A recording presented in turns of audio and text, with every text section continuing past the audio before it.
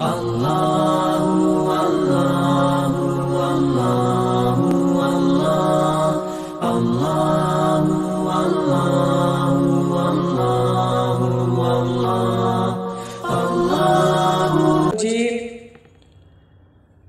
اللہ الرحمن الرحیم ان الدین عند اللہ الاسلام وقال فی موضع آخر اليوم اکملت لکم دینکم واتممت علیکم نعمتی ورضیت لکم الاسلام دینا صدق اللہ العظیم۔ میرے محترم و مکرم عزیز دینی ایمانی بھائیوں، جمعہ کے اندر لوگ مختلف ذہنوں کے اور مختلف جگہ سے اور مختلف قبیلوں سے لوگ تشریف لاتے ہیں، تو سو دعا کریں کہ اللہ رب العزت مجھے صحیح بات کہنے اور ہم سب کو ان پر عمل پیرا ہونے کی توفیق مرحمت فرمائے۔ اللہ رب العزت کا احسان ہے کہ اس نے ہم سب کو اسلام کی دولت عطا کی اور ہم سب کو اپنے پسندیدہ دین میں داخل کیا۔ اسلام ایک ایسا جامع اور کامل مذہب ہے جس کے اندر ہر طرح کی خوبیاں موجود ہیں۔ اسلام آیا تو تمام قوموں کی جہالت چند سالوں میں بدل گئی، دنیا ظلم و بربریت سے نکل کر امن و امان میں تبدیل ہو گئی۔ خالق و مالک احکم الحاکمین اللہ رب العزت کو بھولنے والے اور لاتعداد معبودوں کی عبادت کرنے والے توحید و سنت کے علم اور مبلغ اسلام بن گئے۔ اسلام آیا تو کفر و شرک اور خواہشات نفسانیہ سے بھری ہوئی بنجر زمین کو اسلام کی عمدہ اور پاکیزہ تعلیم عطا ہوئی، لہذا ہم سب کہہ سکتے ہیں کہ اسلام میں وہ خوبیاں ہیں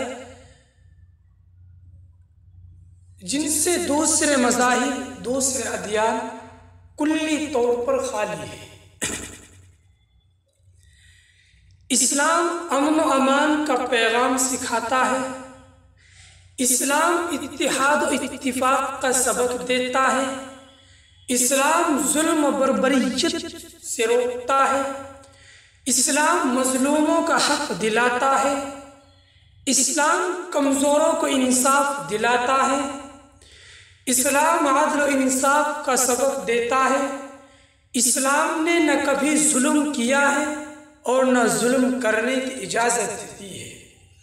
اسلام نے ہمیشہ امن اور شانتی کا سبق دیا ہے، اسلام نے امن توڑنے والوں سے اپنے آپ سے دور کیا ہے، اسلام نے کمزوروں کا خیال کیا ہے، مظلوموں کا حق دلایا ہے، اسلام نے بچھڑے ہوئے بھائی کو بھائی سے ملایا ہے، اسلام نے خاندانوں اور قبیلوں کی عداوت ختم کر کے محبت الفت پیدا کی ہے، اسلام نے سیاست و قیادت کا ڈھنگ سکھایا ہے، اسلام نے تجارت و زراعت کا ہنر سکھایا ہے، اسلام نے حسن اخلاق کا نمونہ دیا ہے۔ لہذا غور کرنے کی بات ہے کہ ذرا اسلام لانے سے پہلے کی حالت اور جہالت کی چند جھلکیاں دیکھتے چلے تاکہ آپ کو اس بات کا اندازہ ہو جائے، تاکہ آپ کو اسلام کی حقانیت سمجھنے میں کوئی دشواری نہ ہو۔ آپ اسلام سے قبل کا زمانہ دیکھیں، وہ زمانہ کتنا بھیانک تھا، ظلم و بربریت کا دور تھا، لوگ اپنے خالق و مالک احکم الحاکمین اللہ رب العزت کو بھولے بیٹھے تھے اور لاتعداد معبودوں کو کی عبادت کرتے تھے۔ ایک دوسرے پر ظلم کرنا، دوسروں کا حق دبا لینا رواج بن چکا تھا۔ چوری و زناکاری کا بازار گرم تھا۔ عورتوں کی عزت پر ڈاکہ ڈالا جاتا تھا۔ اپنی اولادوں کو اپنے ہاتھوں سے قتل اور زندہ دفن کر دینا رسم و رواج میں داخل تھا، اور اس فعل کو کرنے میں کوئی انسان خوف خدا نہیں کرتا تھا، اور برسوں برس تک ایک خاندان دوسرے خاندان سے لڑا کرتے تھے، اور یہ سلسلہ جاری رہتا تھا۔ آپس میں صلح کرنے کے لیے کوئی اس بات پر آمادہ نہیں ہوتا تھا۔ لیکن یاد رکھے کہ جب اسلام آیا اور پھر محسن انسانیت محمد عربی صلی اللہ علیہ وسلم تشریف لائے، اور ساتھ ساتھ ظلم و بربریت کو روکنے والی کتاب، امن و امان کا پیغام دینے والی کتاب، مظلوموں کو حق دلانے والی کتاب، عدل و انصاف عام کرنے والی کتاب، چوری و زنا پر پابندی لگانے والی کتاب، عبادت و ریاضت کا طریقہ بتلانے والی کتاب، زندہ دفن ہونے والی بچوں کو عزت دینے والی کتاب، خالق و مالک احکم الحاکمین اللہ رب العزت سے ملانے والی کتاب، ظلمت سے نکال کر نور کی طرف راستہ دکھلانے والی کتاب ہم کو اس محسن انسانیت سرکار دو عالم صلی اللہ علیہ وسلم پر نازل ہوئی۔ یہ وہ کتاب جو حکومت سے لے کر گھریلو نظام کے طریقے اور بڑے بڑے واضح کر کے بتائی، حلال و حرام میں امتیاز پیدا کرنا اور ہر الجھے ہوئے مسائل صاف ستھرے اس کتاب کے اندر خوبیاں میں داخل ہے۔ الغرض یہ کتاب قرآن حکیم خوبیوں کا ایک گلدستہ ہے جو اسلام کی شکل میں ہر ظلم و جور اور برے کاموں پر روک لگاتی ہے۔ لہذا اسلام آنے کے بعد قرآن حکیم کا انداز بیاں دیکھیے، اور قرآن حکیم نے کس انداز سے کس لب و لہجے میں قرآن حکیم کی جو آیت نازل ہوئی ہے اس کا اندازہ آپ ان آیتوں سے لگا سکتے ہیں۔ یہ اسلام کے چند موٹے قوانین اور احکام ہیں، اگر ان کو اپنایا جائے، ان پر عمل کیا جائے تو خالق دو جہاں احکم الحاکمین اللہ رب العزت کی پہچان ہو سکے۔ ہم بڑے فخر کے ساتھ ارباب حکومت سے، ارباب عدالت سے کہہ سکتے ہیں کہ اسلام کے قانون میں ایسی چاشنی ہے اور ایسا امن پرسکون ماحول ہے جس میں ہر شخص کو امن و سکون ملتا ہے اور عزت بھی ملتی ہے۔ لیکن افسوس ہے کہ جب سے ارباب حکومت نے اسلام کے قانون کو تعصب کی نگاہ سے دیکھ کر ٹھوکر ماری ہے، اپنے قانون سے اسلامی قانون کو ختم کر دیا ہے، اپنے دستور سے اسلامی دستور کو نظر انداز کر دیا ہے، اپنی عدالت سے اسلامی عدل و انصاف کے پیغام کو بھلا دیا ہے، پھر کیا ہوا؟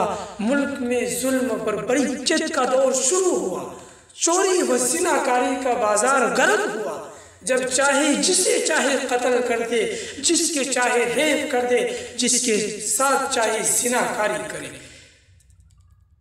ظلم آج بھی یہی ہو رہا ہے کہ ظلم کیا جا رہا ہے، چوری ڈاکہ زنی ہو رہی ہے، شراب خوری ہو رہی ہے، رشوت خوری ہو رہی ہے۔ نہ خدا کا خوف رہا، نہ عدالت کا خوف رہا، نہ قانون کی پرواہ۔ ایسا کیوں ہو رہا ہے؟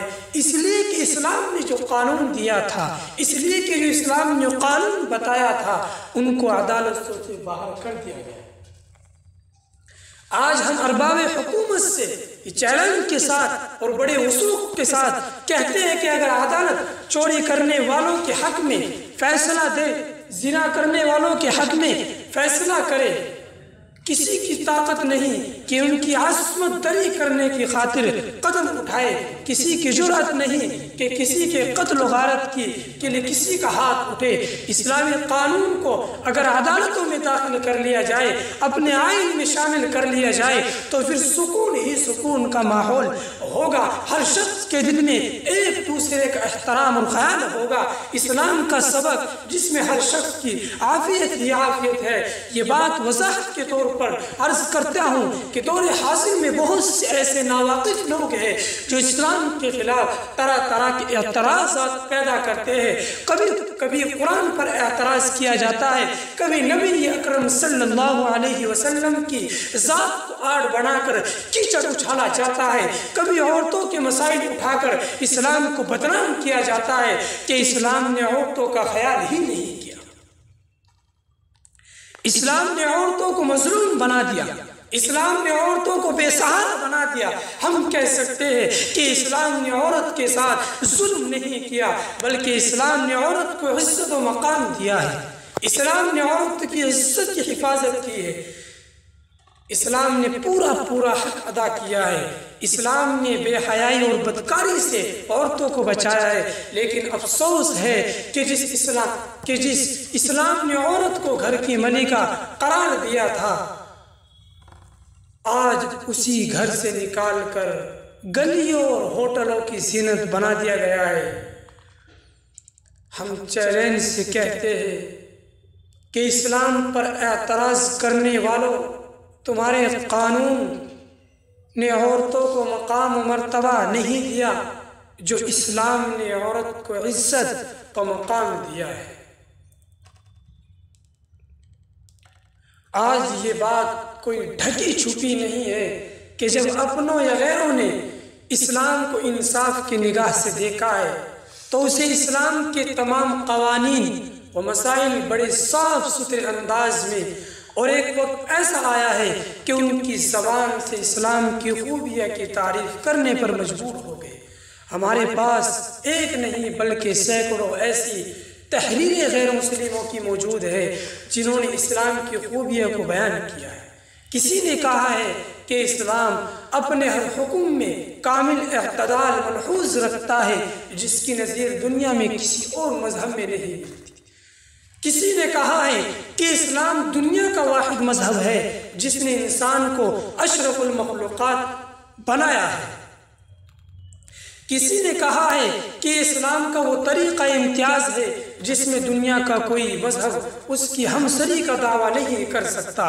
الغرض اسلام ہی ایک ایسا مذہب ہے جس میں امن و شانتی کا پیغام دیتا ہے، تہذیب و تمدن، اخلاق و اخلاص کا عظیم سرمایہ ہے۔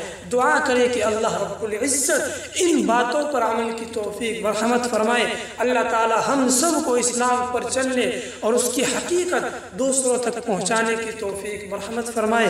آمین۔ وآخر الدعوانا الحمد للہ رب العالمین۔